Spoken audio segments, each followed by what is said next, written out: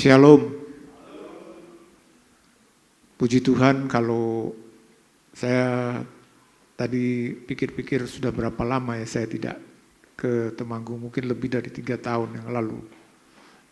Dan puji Tuhan kita bisa ketemu kembali walaupun sudah agak lama. Saya ucapkan juga selamat Natal, Tahun Baru. Doa saya supaya jemaat Temanggung semakin kuat, ya semakin hebat untuk kemuliaan Tuhan. Puji Tuhan. Bapak Ibu, kalau kita mengikuti, saya tidak tahu apakah Temanggung mengikuti tema gereja pusat atau tidak ya, Pak Arif, ikuti ya.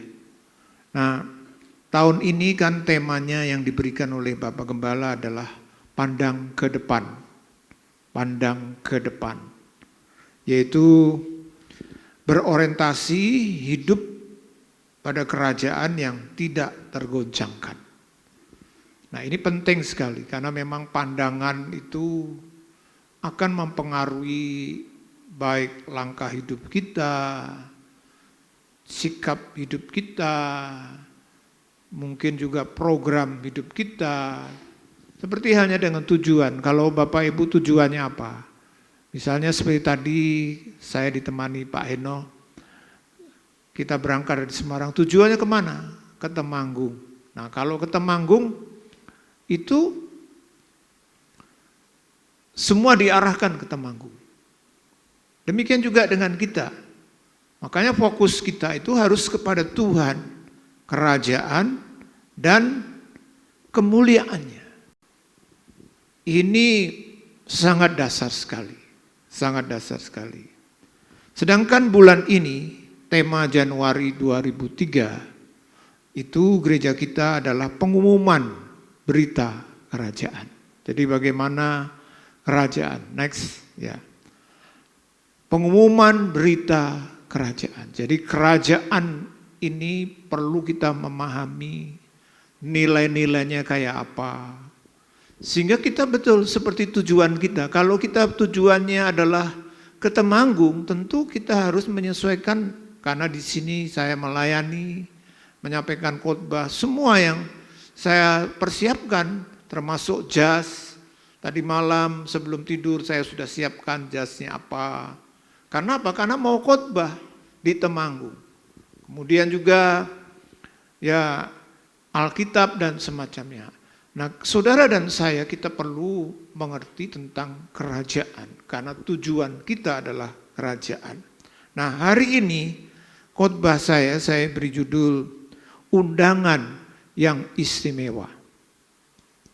Nah, kalau kita mendengar kata undangan yang istimewa, ini tentu sebuah undangan yang tidak sembarangan.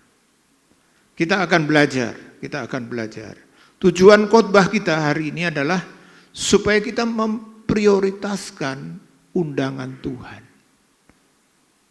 Jadi Tuhan itu sebenarnya yang berinisiatif terhadap kita sebagai orang-orang percaya. Dan ini sebenarnya sebuah hal yang luar biasa. Apa perbedaan kehidupan Kristen dan agama-agama yang lain? Bedanya adalah begini Bapak Ibu yang mendasar. Kalau agama-agama itu manusia mencari Tuhan. Dengan berbagai macam cara, ada ini. Sedangkan kekristenan itu adalah Tuhan mencari manusia. Saudara, bukankah ini sebuah hal yang sangat beda secara radikal? Bayangkan. Agama itu adalah manusia mencari Tuhan. Kalau kekristenan itu adalah Tuhan mencari manusia. Makanya dia juga mengundang kita. Dan kita perlu memprioritaskan. Kenapa?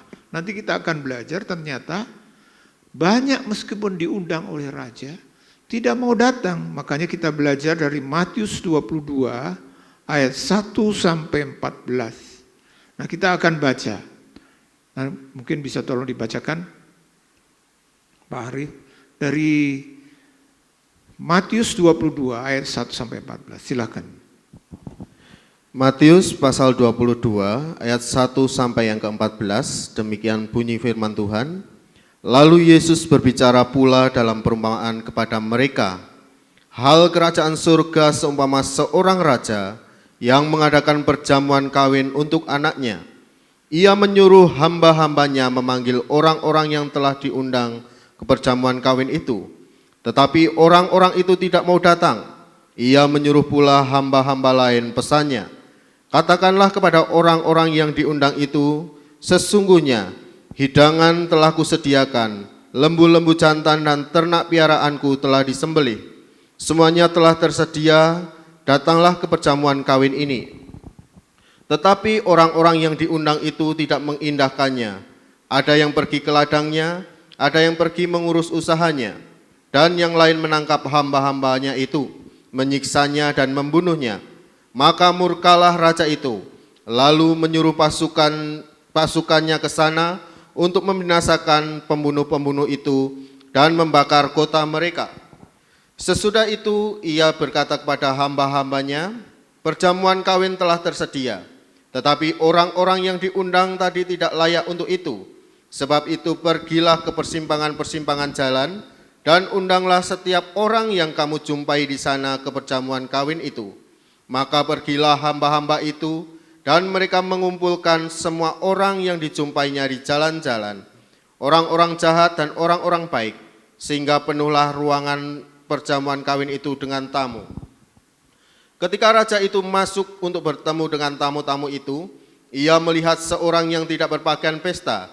Ia berkata kepadanya, "Hai saudara, bagaimana engkau masuk kemari dengan tidak mengenakan pakaian pesta?" Tetapi orang itu diam saja. Lalu kata raja itu kepada hamba-hambanya, "Ikatlah kaki dan tangannya, dan campakkanlah orang itu ke dalam kegelapan yang paling gelap. Di sanalah akan terdapat ratap dan kertak gigi, sebab banyak yang dipanggil, tetapi sedikit yang dipilih." Amin. Bapak Ibu, di dalam khotbah ini kita menemukan bagaimana kerajaan Tuhan itu dimulai dengan undangan tadi. Dan undang atau yang undang ini raja, ini adalah gambaran dari Tuhan. Tapi tadi kita baca dikatakan sebagian dari mereka yang diundang dengan cara yang istimewa tidak mau. Alasannya itu betul-betul sebenarnya tidak masuk akal. Kalau andai kata coba kalau misalnya Bapak Ibu diundang oleh saya, oke lah, mungkin Bapak Ibu tidak bisa datang karena ada kerjaan, ada ini, ya kan, urusan. Tadi dikatakan yang nggak mau itu alasannya ke ladang, ngurus usaha, nangkepi hamba. Tapi coba kalau yang undang itu presiden kita misalnya Joko Widodo. Kira-kira apakah kita akan beralasan, maaf ya Pak Presiden, saya nggak bisa datang karena saya sedang ngurus kerjaan. Kalau bicara soal ke ladang itu kan sebuah pekerjaan rutin. Karena orang itu kerjaannya adalah pekerjaan bertani. Tapi kalau yang undang sekali lagi orang biasa, oke lah. Tapi coba kalau presiden, raja ngundang. Waduh, seperti kemarin waktu Pak Presiden pesta perkawinan untuk anaknya yang ketiga ya kan. Coba yang datang pejabat-pejabat tinggi dan semuanya. Walaupun mereka adalah orang-orang yang sangat sibuk, bahkan sampai beberapa dari mereka datang pakai pesawat pribadi, bayangkan berapa biayanya, tapi diusahakan. Kenapa? Karena yang undang ini orang yang istimewa, nomor 1 di Indonesia. Raja ini mengundang, tapi dikatakan yang nggak datang, alasannya itu alasan yang sebenarnya tidak masuk akal. Ini bentuk dari apa? Sebenarnya tidak menghormati. Bayangkan ke ladang, urus usaha, apalagi sampai nanggepi hamba-hamba. Sehingga dikatakan tadi kita baca, mereka marah. Raja ini marah. Sehingga bunuh saja yang mereka dikatakan. Nah, tapi ternyata setelah semua yang diundang istimewa itu nggak mau, raja bilang, oke, sekarang semua yang lain.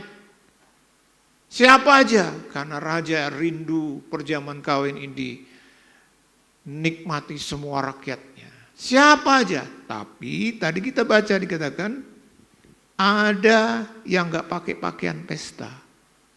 Bahkan tadi kita baca dikatakan akhirnya gara-gara itu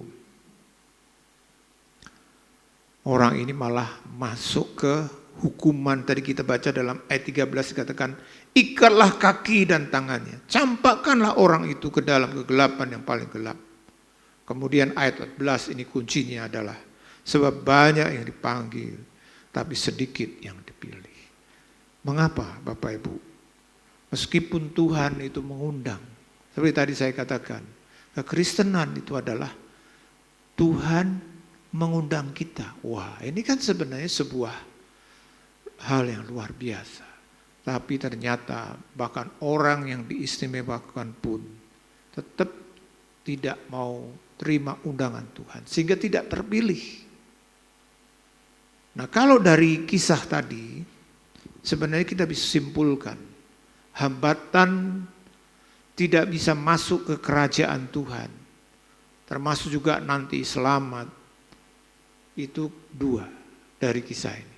Yang pertama adalah soal pekerjaan. Yang kedua, tidak memakai pakaian kebenaran. Ini aja.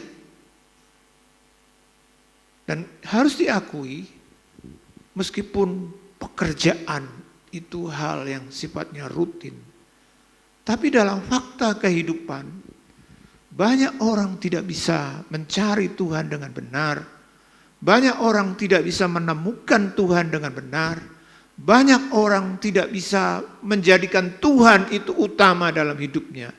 Bahkan tidak hormat pada Tuhan. Soalnya apa? Pekerjaan.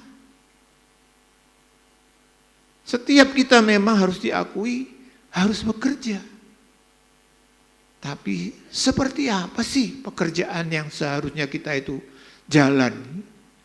Nah, ini kebenaran penting. Karena faktanya tadi kita baca dikatakan hambatan orang yang diundang, meskipun raja loh yang undang.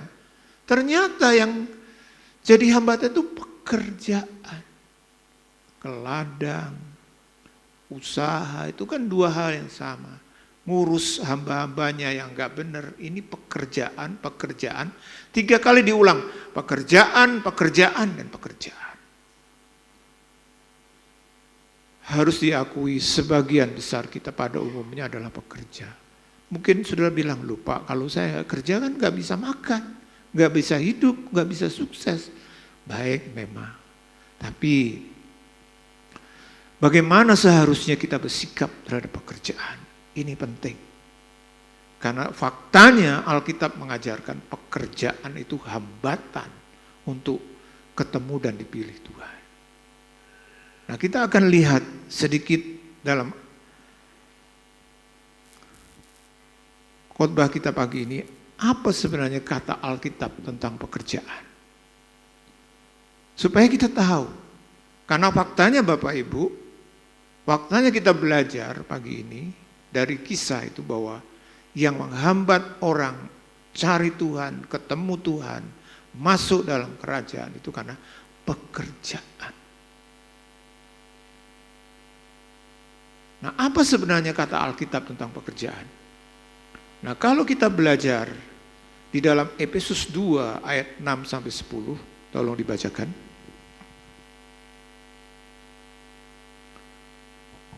Efesus 2 ayat 6-10, demikian bunyi firman Tuhan.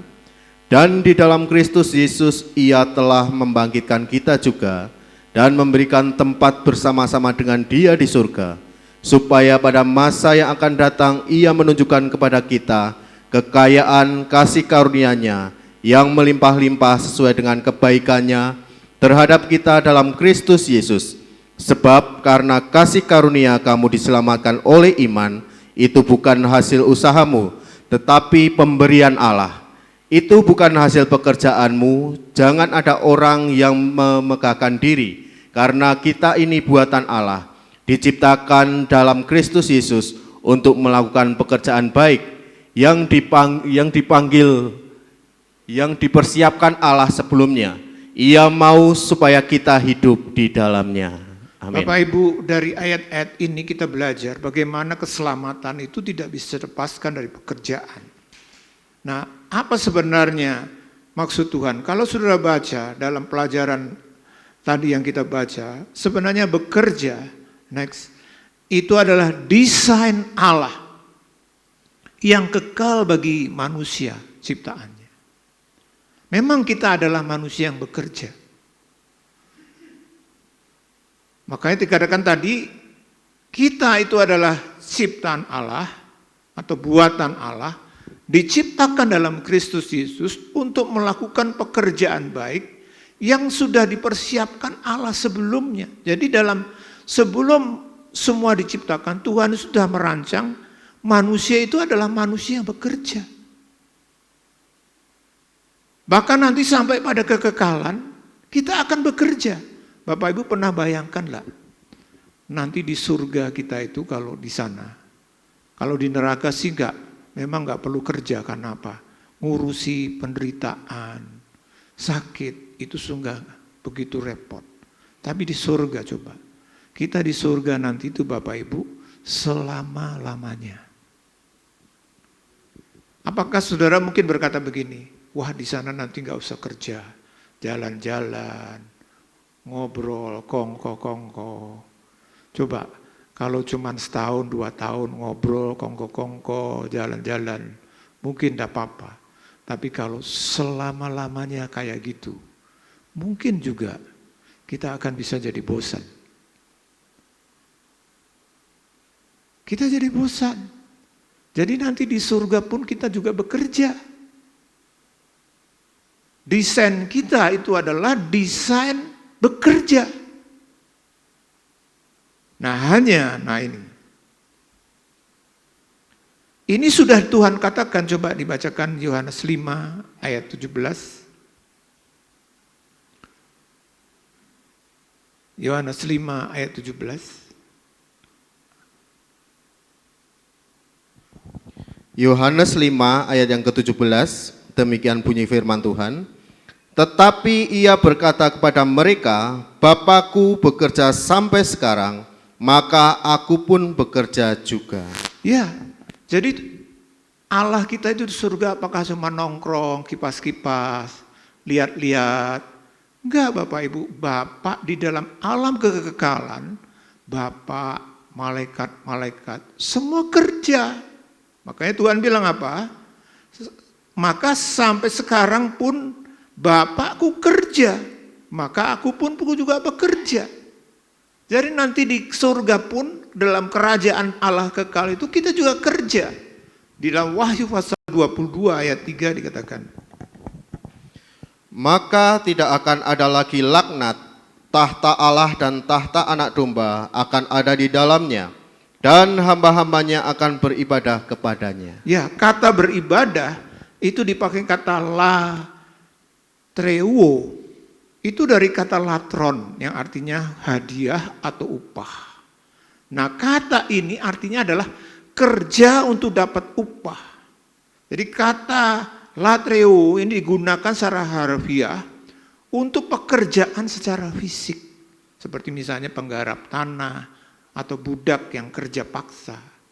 Jadi Bapak Ibu di surga nanti kitab Wahyu juga mengatakan memang karena kerjanya kepada Tuhan itu namanya ibadah. Bukankah kalau Bapak Ibu di gereja kita melayani, itu semua ibadah. Kerja. Jadi ini desain Tuhan. Kita adalah manusia yang kerja. Kita itu diciptakan untuk bekerja. Lalu mungkin sudah berkata begini, lah kalau begitu kenapa tadi Bapak bilang yang jadi hambatan itu adalah bekerja.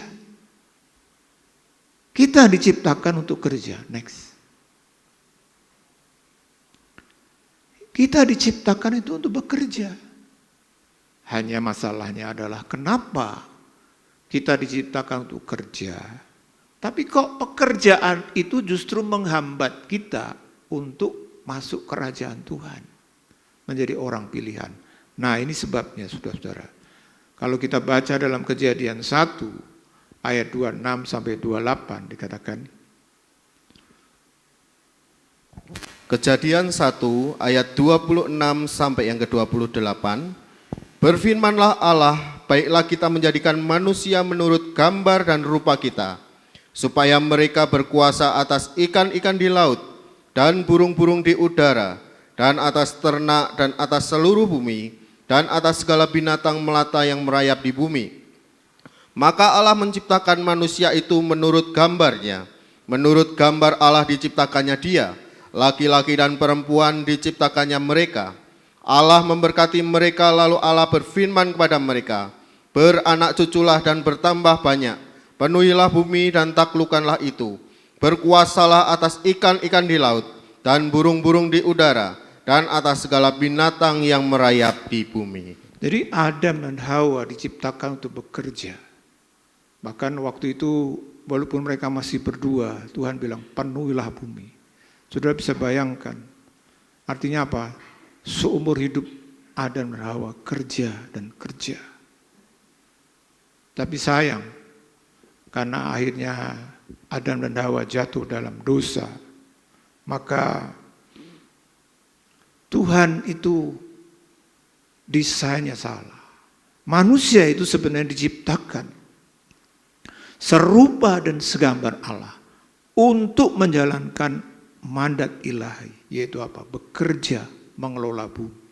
Kalau andai kata Adam dan Hawa tidak jatuh dalam dosa, Adam dan Hawa adalah manusia yang kekal, manusia yang tidak pernah mati. Bumi ini akan seperti Taman Eden yang begitu indah. Tapi sayang, desain Tuhan terhadap manusia bekerja ini sepertinya gagal, walaupun sebenarnya juga tidak. Kenapa? Karena dosa. Dosa telah mengakibatkan bekerja hanya memiliki manfaat yang bersifat fana. Sejak Adam dan Hawa jatuh dalam dosa, pekerjaan yang merupakan desain Allah yang mulia bagi manusia itu rusak. Sehingga akhirnya apa? Pekerjaan ini justru menjadi ikatan bagi manusia untuk bisa menjadi manusia yang memuliakan Tuhan. Kalau kita baca dalam Kejadian 3 ayat 17 sampai 19 dikatakan, Kejadian 3 ayat yang ke-17.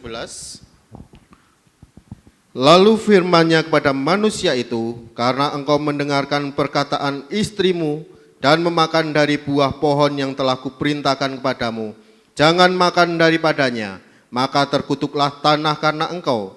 Dengan bersusah payah engkau akan mencari rezekimu dari tanah seumur hidupmu.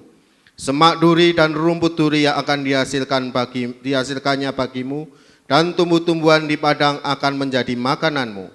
Dengan berpeluh engkau akan mencari makananmu, sampai engkau kembali lagi menjadi tanah, karena dari situlah engkau diambil, sebab engkau debu dan engkau akan kembali menjadi debu. ya, desain yang tadinya kerja itu mulia, hubungannya dengan Tuhan, karena dosa membuat kerja itu sia-sia, bahkan mengikat manusia. Makanya kalau kita baca dalam Pengkhotbah 1 ayat 14, next. Pengkhotbah 1 ayat 14. Aku telah melihat segala perbuatan yang dilakukan orang di bawah matahari, tetapi lihatlah, segala sesuatu adalah kesia-siaan dan usaha menjaring angin. Ya, sekarang di luar Tuhan, kerja itu sia-sia. Karena apa? Mati tidak dibawa. Pengkhotbah 2 ayat 11 juga mengatakan, Ketika aku meneliti segala pekerjaan yang telah dilakukan tanganku, dan segala usaha yang telah kulakukan untuk itu dengan jerih payah, lihatlah, segala sesuatu adalah kesia-siaan dan usaha menjaring angin. Memang tak ada keuntungan di bawah matahari. sia-sia. Itu dikuatkan juga dalam Pengkhotbah 12 ayat 8. Pengkhotbah 12 ayat yang ke-8. kesia-siaan atas kesia-siaan, kata pengkhotbah, segala sesuatu adalah sia-sia.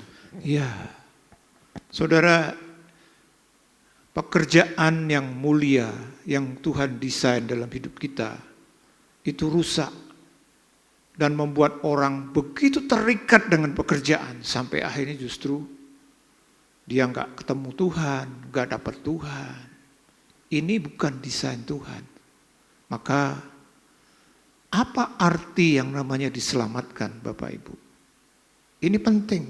Memang saya sengaja hari ini membaca banyak ayat supaya apa? Karena ini sebuah pemahaman yang sangat dasar. Kalau Bapak Ibu memahami, meyakini, kita akan menjadi orang yang berbeda, juga termasuk dalam kaitan dengan pekerjaan. Kalau kita belajar dalam Efesus 2 ayat 8 sampai 10, itu mengajarkan apa? Tadi kita baca, dikatakan, kita diselamatkan, itu bukan hasil pekerjaan kita. Bukan usaha kita, jadi kita tidak bisa bekerja, usaha supaya selamat, tidak. Tapi kita itu diselamatkan dengan tujuan apa? Supaya bekerja, melakukan pekerjaan baik. Kata kunci baik itu penting sekali. Kalau tadinya kita bekerja, tapi bekerja apa? Untuk diri kita, seperti tadi cerita itu, malah bunuhi hambanya, jadi egois. Itu bukan desain Tuhan. Waktu saudara dan saya selamat, nah ini, kita selamat bukan karena perbuatan baik, bukan karena pekerjaan, bukan karena apa, tapi setelah kita selamat, kita itu didesain Tuhan untuk melakukan pekerjaan baik. Saya sengaja melatar belakangkan ini dengan kupu-kupu supaya memudahkan kita. Apa bedanya pekerjaan di luar Tuhan dan setelah kita di dalam Tuhan? Itu seperti kupu-kupu. Luar biasa sekali. Ini fakta, ya kan? Kupu-kupu itu latar belakangnya apa, Bapak Ibu? Seekor ulat. Ulat itu bawaannya apa? Merusak, makan nih daun, ya kan? Ulat bawaannya, semua orang tidak suka, nempel bisa gatal. Tapi setelah ulat ini masuk ke pompong,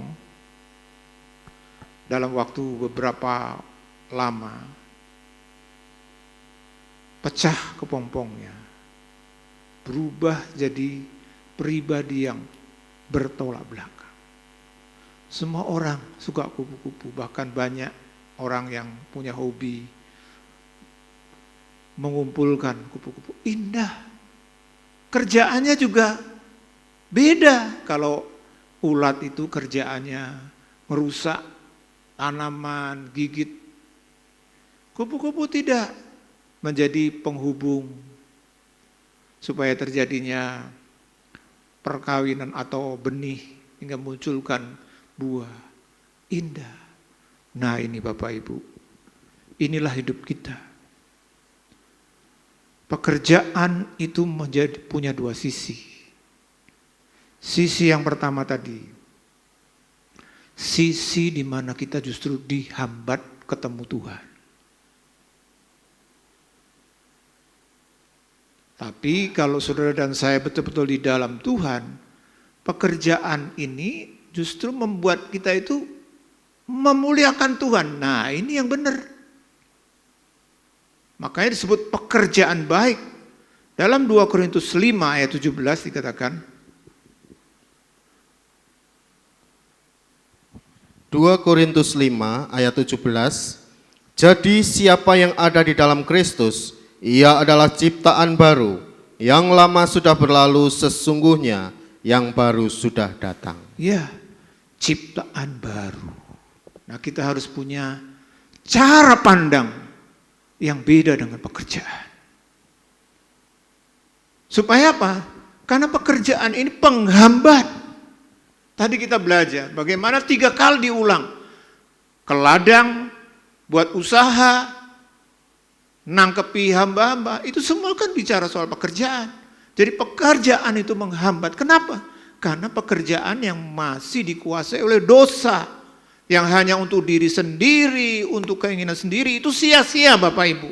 Saudara, kalau di luar Tuhan bekerja, itu selesai. Seperti Salomo, dia seorang yang paling kaya di dunia ini.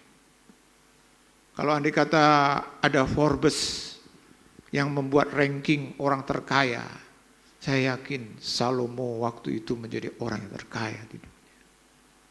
Tapi dia bilang apa? Semua sia-sia. Kenapa? Karena di luar Tuhan. Makanya dalam Filipi 2 ayat 12 sampai 13 juga dikatakan, Hai saudara-saudaraku yang kekasih, kamu senantiasa taat, karena itu tetaplah kerjakan keselamatanmu dengan takut dan gentar. Bukan saja seperti waktu aku masih hadir, tetapi terlebih pula sekarang waktu aku tidak hadir. Karena Allah lah yang mengerjakan di dalam kamu baik kemauan maupun pekerjaan menurut kerelaannya. ya sekarang saudara kita kerja supaya ini tidak jadi hambatan. Kerja sesuai dengan kemauan dan kehendak Tuhan. Nah inilah yang disebut dengan pakaian baru tadi. Tadi kan kita baca, hambatan itu dua. Pekerjaan, kemudian waktu itu kan raja bilang begini, sekarang kamu cari semua orang, siapa aja boleh, gak ada syarat. Orang miskin, orang kaya, kalau tadinya kan dipilih hanya orang-orang tertentu, tapi mereka nolak. Akhirnya raja bilang kepada hamba-hambanya, semua cari di pasar di mana, pokoknya orang miskin kaya semua silakan. Tapi kita lihat waktu mereka masuk, ada yang gak pakaian pesta, ditangkap malahan. Loh kenapa? Karena memang bagaimanapun seperti hanya dengan kita menjadi orang Kristen, kita menjadi orang Kristen diselamatkan itu karena anugerah. Siapa aja, orang yang paling jahat pun, orang yang paling gak benar pun, ya mungkin latar belakang kita dianggap sampah masyarakat. Di Puri kami punya pengurus latar belakangnya bandar narkoba, masuk penjara 2 kali. Tapi sekarang Tuhan pakai bahkan menjadi kepala atau ketua ibadah raya. Kenapa bisa? Ya karena memang Tuhan itu mau undang semua orang. Tapi kenapa yang satu terpilih, yang tidak terpilih? Karena nggak pakai pakaian kebenaran. Jadi harus pakai standarnya Tuhan, kebenarannya Tuhan. Saya teringat Bapak Ibu, beberapa tahun yang lalu saya diajak jemaat untuk naik kapal pesiar dari Singapura ke Malaysia, terus ke Thailand, kembali lagi kurang lebih sekitar 5 hari. Nah di dalam kapal itu ada yang namanya gala dinner, artinya pesta penyambutan. Ya. Sudah ditulis di situ, pakaiannya harus formal. Itu sebelum berangkat sudah dikasih tahu. Jadi nanti ada acara gala dinner, penyambutan, siapkan pakaian formal, minimal batik dan semacam gitu. Sehingga kami siapkan. Nah, Pak, akhirnya betul pada waktu hari H kami masuk ke kapal malamnya, walaupun kapal tapi karena kapal pesiar seperti hotel berbintang 5, wah luar biasa. Sudah disiapkan meja-meja. Nah kami masuk, disilahkan. Kebetulan saya dengan istri dan saudara-saudara ada di meja yang agak belakang, jadi bisa kelihatan pintu masuk yang dijaga. Ya. Saya terkesan dengan sebuah pandangan. Kenapa? Ada 2 orang, ya, 2 orang masuk, tapi pakaiannya santai, pakai celana pendek, kaos. Apa yang terjadi Bapak Ibu? Waktu mereka berdua masuk suami istri itu, mungkin mereka orang kaya, mungkin juga karena naik kapal ya kan. Mungkin dia di kelasnya kelas yang istimewa, mungkin juga. Tapi yang saya lihat waktu itu, penjaganya menolak. Kamu gak boleh masuk. Mereka ngotot, mereka tunjukkan tiket, mungkin tiket kelas balkon mungkin, VIP mungkin. Ini tiketku. Loh aku kan sudah jadi bagian dari kapal. Nggak bisa. Peraturannya harus pakaian formal. Mereka keluar. Bayangkan, sudah punya tiket, sudah punya teman angka, tapi masuk ke pesta, tidak boleh kan apa? Pakaiannya bukan pakaian pesta. Saudara, demikian juga dengan kita. Nah, hubungannya tadi dengan pekerjaan, kita harus pakaian kebenaran. Nah, apa pakaian kebenaran sebagai anggota kerajaan? Yang pertama adalah kita harus memiliki yang namanya tujuan kerajaan. Ini, pekerjaan itu bisa jadi penghambat kita ketemu dan di dalam Tuhan. Tapi seharusnya tidak. Pekerjaan yang baru seperti apa? Kita harus bekerja dengan tujuan kerajaan. Dalam Matius 6 ayat 33 dikatakan, tetapi carilah dahulu kerajaan Allah dan kebenarannya, maka semuanya itu akan ditambahkan kepadamu. Iya. Saudara, kita harus kerja memang. Tapi jangan sampai pekerjaan, usaha, kekayaan, kesuksesan itu justru jadi penghambat. Waktu yang demikian. Caranya gimana? Pakai pakaian baru, pakai sikap baru. Apa? Tujuan kita bekerja apa? Tuhan bilang carilah dahulu kerajaan Allah dan kebenarannya. Artinya apa? Kerja, tapi kerjanya itu kerja untuk Tuhan. Buah pertobatan di mana kita bisa layak masuk kerajaan Tuhan. Pestanya Tuhan itu apa? Perubahan tujuan hidup. Termasuk juga tujuan bekerja. Dari yang tadinya hal-hal duniawi kepada hal surgawi. Saudara, saya pernah ajak diskusi seorang pengusaha yang menurut saya sangat sukses. Dia punya 3 usaha. Bahkan menurut saya 3 usaha itu bisa menghidupi anak cucunya sampai 7 turunan mungkin ya. Satu kali dia bilang begini, Pak, saya itu pengen buka lagi satu pabrik atau suatu usaha. Menurut Bapak, boleh enggak? Menurut Bapak, apakah saya serakah? Gimana? Dia bilang. Saya waktu itu sempat sedikit bingung juga, ya karena saya kan tidak kenal dengan dunia usaha. Kemudian saya dapat hikmat dari Tuhan. Saya bilang begini sama Bapak itu, Pak, kuncinya adalah gini Pak, kenapa Bapak tambah usaha baru? Sudah punya 3 usaha yang sangat sukses, buat hidup bahkan sampai anak cucu, buyut dan sebagainya, gak kerja bisa. Kenapa Bapak kok tambah lagi? Kalau serakah, kalau tamak, pasti salah ya kan? Lalu dia bilang begini, saya pengen Pak, dengan usaha baru itu, keuntungannya itu saya bisa masukkan ke misi lebih banyak. Saya bisa korban untuk pekerjaan Tuhan. Saya bisa mensupport penginjilan dengan keuntungan. Saya bilang, wah kalau itu saya setuju sekali. Bapak Ibu, kenapa Bapak Ibu kerja dan cari uang? Kenapa Bapak Ibu meningkatkan menjadi orang yang kaya? Kalau hanya supaya aku gengsi, wah ini itu keluarga. Seperti Salomo bilang, sia-sia. Itu bukan pekerjaan dengan pakaian baru. Pekerjaan dengan pakaian baru adalah harus punya tujuan ilahi.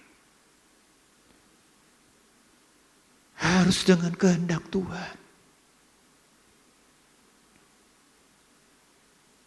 Sehingga semakin kaya kita, semakin kita sukses. Apakah kita semakin memuliakan Tuhan? Itu penting sekali, itu yang terpenting. Sebenarnya bukan masalah pekerjaannya itu sendiri, tapi sikap kita. Karena faktanya saudara-saudara ya kan, tidak sedikit walaupun juga banyak orang kaya kalau hubungannya dengan Tuhan. Itu di sini saya yakin tidak Bapak Ibu. Tapi di Semarang pernah, kebetulan kadang-kadang ya kan, kalau hitung kolekte yang lalu itu saya kadang-kadang bisa masuk ke ruang kolekte, ikut bantu kalau ada yang penghitung uang itu. Ada ketemu ya kan, uang 10.000 tapi separuh. Ya. Tinggal sepotong. Kadang-kadang ya penghitung kolektor bilang, Pak, apa dipikir Tuhan itu tidak tahu uang ya maksudnya. 10.000 sepotong dianggap masih laku jadi 5.000. Lain kali pernah Bapak Ibu betul, penghitung kolektor menemukan uang koin. Tapi polos. Sampai penghitung kolektor guyonan bilang, Pak ini mata uang apa ya? Gak ada gambarnya. Polos gitu. Saya sedih Bapak Ibu waktu lihat itu, bukan apa-apa. Karena dipikir kalau itu betul-betul sengaja ya. Apa Tuhan itu dianggap kayak apa? Kau memberi persembahan. Gak ada gambarnya. Artinya kan itu bukan uang. Bagaimana Bapak Ibu? Apakah kita dengan tukang parkir aja paling enggak, ya kan sekarang dengan bonus kita memberi 10.000 misalnya. Dengan Tuhan gimana? Nah ini sebenarnya cerminan kita itu kerja untuk apa? Untuk diri sendiri atau apa? Tujuan Tuhan itu harus ada. Carilah dahulu kerajaan Allah dan kebenaran. Itu membuat kita kerja, tapi tidak menghambat. Saya pernah dengar kesaksian ada seorang jemaat, dia dipanggil gembalanya. Dia bilang begini sama jemaat itu, Pak, saya beri kepercayaan kamu satu pelayanan. Dan itu membuat apa? Membuat dia harus tutup kerjanya hari Minggu. Kebetulan dia punya usaha restoran di daerah pariwisata. Ya saya tidak sebutkan namanya. Sehingga kalau dia tutup hari Minggu, sudah bisa bayangkan kalau tempat pariwisata misalnya seperti Bandungan atau mana, yang ramai kan justru weekend, betul tidak? Tapi gembala ini gimana tergerak untuk bilang, Pak, Bapak saya percaya untuk pelayanan ini. Memang pendetanya tidak bilang tutup ya restoranmu, enggak. Tapi kalau dia ambil itu, artinya restorannya akan tutup. Karena dia yang ngurusi. Dia seorang yang cinta Tuhan Bapak Ibu. Sehingga dia justru stres gara-gara itu. Kenapa? Satu sisi dia pengen menerima panggilan undangan itu untuk melayani. Tapi di sisi yang lain gimana? Dia sharing sama istrinya. Piye aku ini dikasih kepercayaan sama pendeta. Terima ndak? Istrinya bilang apa? Pendeta enak tok ngomong. Lah duitnya piye? Dia tambah stres terus.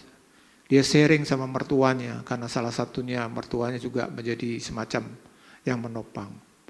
Mertuanya bilang, wah kurang ajar pendetamu itu. Jadi pokoknya dia bingung Bapak Ibu. Dia akhirnya bilang sama pendetanya, maaf ya Pak Pendeta, saya nggak bisa terima. Tapi sebulan dia stres karena dia merasa itu panggilan Tuhan tuh dia. Istrinya lihat, lu kamu sekarang kok malah tambah ngelokro gimana. Akhirnya istrinya bilang begini, sudahlah begini aja, kita coba. 2 bulan tutup kamu nuruti. Kalau nanti makin income-nya makin sepi, tambah kurang, buka lagi. Bapak Ibu, akhirnya si bapak ini dapat jalan keluar kan. Akhirnya dia bilang sama pendetanya, Pak saya mau tapi boleh enggak begini. 2 bulan dulu coba. Betul Bapak Ibu, itu dilakukan. Dia tutup komitmen 2 bulan, dia mulai pelayanan. Minggu enggak buka. Sebulan pertama tambah sepi. Biasanya misalnya omsetnya 20 juta 1 bulan. Sekarang tinggal 10 juta karena minggu tutup. Istrinya mulai ngomel. Nah lihat toh, piye kalau ini piye? Ya suami bilang, masih sebulan. Belum sampai sebulan Tuhan bekerja Bapak Ibu. Apa? Kebetulan si bapak ini selain buka restoran, dia juga punya hobi buat akuarium, dibuat bagus, dia kasih tanaman-tanaman. Nah di restoran itu dia buat akuarium yang bagus, panjang, ikannya besar. Terus satu kali ada orang Jakarta sedang liburan di kota itu, bukan hari Minggu, makan di situ, lihat akuariumnya bagus gitu. Dia tanya sama bapak ini, Pak, kamu bisa nggak mengadakan tanaman-tanaman akuarium ini? Berapapun kamu punya, kirim ke saya terima. Saudara, akhirnya Tuhan itu bekerja luar biasa kalau kita betul-betul mau mengutamakan Tuhan. Tuhan gak pernah utang. Akhirnya singkat cerita, gara-gara itu restorannya memang tidak kembali ramai karena tutup kan minggu. Tapi dia punya usaha baru, kirim tanaman-tanaman akuarium. Akhirnya Tuhan berkati dengan cara yang luar biasa. Sehingga akhirnya apa? Istrinya, mertuanya bilang, wah luar biasa. Yang ini nggak apa-apa tutup. Saudara-saudara, itu Bapak Ibu. Kalau kita mengutamakan Tuhan, cari Tuhan, Tuhan itu akan kerjakan. Kemudian yang kedua, pakaian baru kita dalam bekerja apa? Kita harus punya karakter kerajaan. Matius 5 ayat 3 mengatakan, Matius 5 ayat yang ketiga, demikian bunyi firman Tuhan. Berbahagialah orang yang miskin di hadapan Allah, karena merekalah yang mempunyai kerajaan surga. Ya, bekerja, kalau orang semakin sukses, biasanya apa? Mulai menjadi sombong. Merasa hebat, ya kan? Hati-hati. Pakaian kebenaran itu adalah kita harus bekerja dengan tetap menjaga apa? Kerendahan hati. Ini karakter kerajaan. Makanya dikatakan, berbahagialah orang yang miskin di hadapan Allah, karena mereka lah yang mempunyai kerajaan surga. Saudara, kita harus justru semakin sukses, makin naikkan Tuhan. Jaga hati. Karena biasanya seperti halnya dengan para undangan yang diundang. Bayangkan raja, undang lu Bapak Ibu. Mereka tolak, kenapa?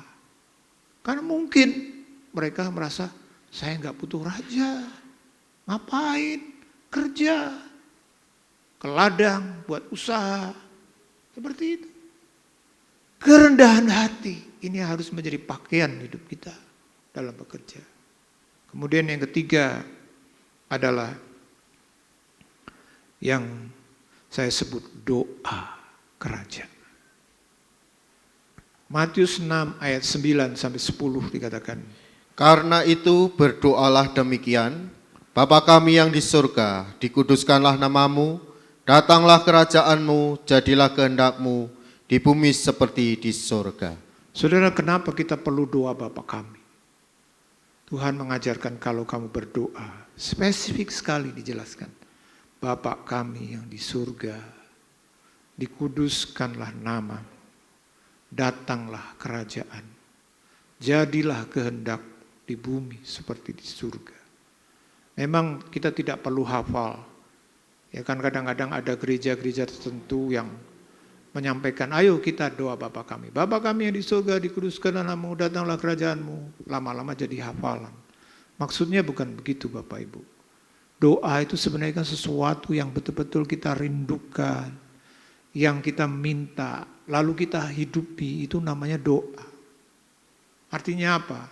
Tuhan ingin mengajarkan kepada kita untuk menjadi orang yang bekerja. Itu selalu apa? Mengandalkan Tuhan. Dan berpengharapan pada kedatangan raja, segala raja. Itu dikatakan datanglah kerajaan. Walaupun kita kerja, tapi kerja di dunia ini itu hanya sementara. Kita akan masuk dalam pesta kerajaan surga. Itu harus jadi pengharapan kita. Kita selalu berkata, jadilah kehendak. Bukankah Bapak Ibu kalau orang semakin sukses, dia akan semakin apa? Loh saya ini sudah pengalaman, lihat peluang, sukses, ambil ini kerja. Nggak perlu Tuhan, betul tidak? Makanya kenapa negara-negara barat itu kekristenan merosot Bapak Ibu. Yang lalu ada dosen dari Korea datang ngajar di STT. 1 minggu nginap di situ. Di tengah-tengah istirahat. Kadang saya nemani ngobrol, makan. Di tengah-tengah itu saya tanya, gimana Korea? Tahun 80, 90 Korea kan jadi kiblat. Semua orang belajar ke sana, ya kan? Saya tanya gimana sekarang pertumbuhannya? Wah, merosot sekali. Terutama anak-anak muda pada tidak mau ke gereja. Saya tanya, apa sebabnya? Sebabnya adalah karena sekarang kami negara kaya. Orang sudah sukses, duit punya, Tuhan selamat tinggal. Sudah enggak, kenapa? Karena bisa sendiri. Makanya ada seorang misioneri waktu itu dia bilang, waktu pas dia seminar, kita harus berdoa Indonesia tetap harus dalam krisis. Bapak Ibu setuju? Kita berdoa, Tuhan biarkan krisis selalu terjadi di Indonesia. Mana ada, betul tidak? Kenapa? Pendeta itu bilang, kenapa kita harus berdoa seperti itu?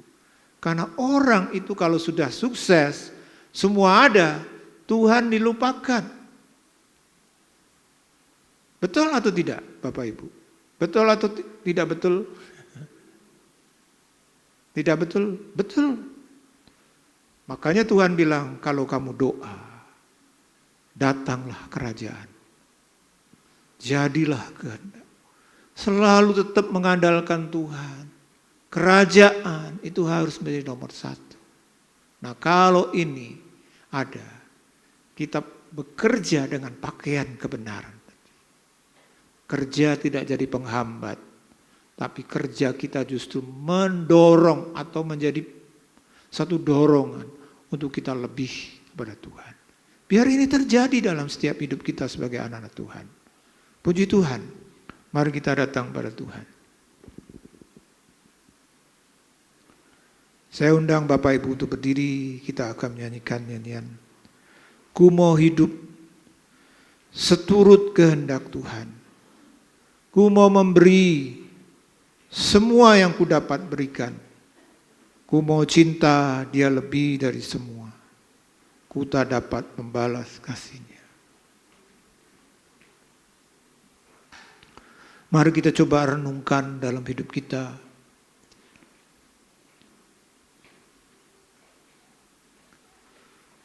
Bagaimana dengan hidup kita? Tuhan itu selalu memberikan undangan. Kenapa disebut undangan yang istimewa? Karena yang mengundang adalah Tuhan sendiri. Raja di atas segala raja. Tapi dalam faktanya meskipun Tuhan yang mengundang, seperti firman Tuhan mengatakan banyak yang dipanggil, tapi sedikit yang dipilih. Kuncinya adalah bekerja yang salah. Mari kita sebagai orang-orang yang bekerja, kita mau selalu berkata, ku mau hidup seturut kehendak Tuhan.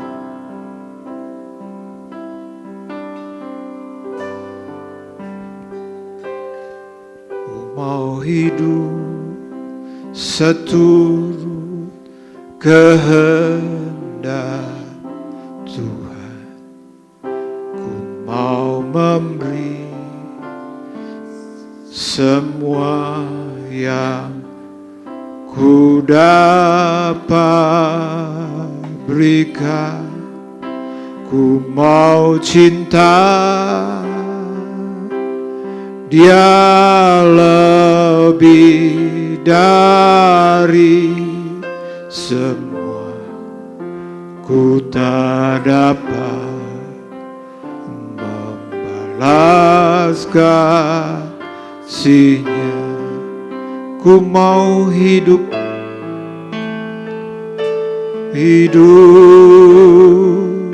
seturut kehendak Tuhan. Ku mau memberi semua yang ku dapat berikan. Ku mau cinta Dia lebih dari semua. Ku tak dapat membalas kasih-Nya. Ku mau hidup seturut kehendak Tuhan. Ku mau memberi semua yang ku dapat berikan. Ku mau cinta Dia lebih dari semua. Ku tak dapat membalas kasih-Nya. Ku mau hidup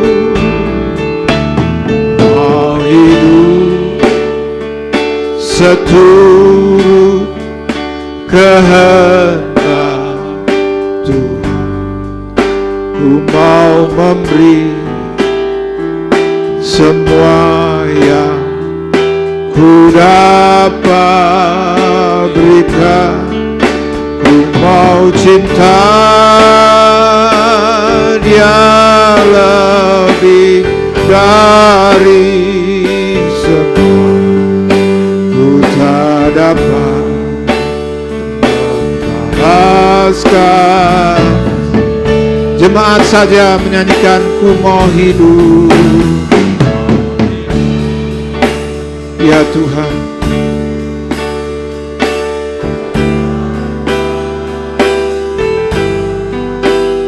mau semua sudah. Amin Tuhan. Ya Tuhan,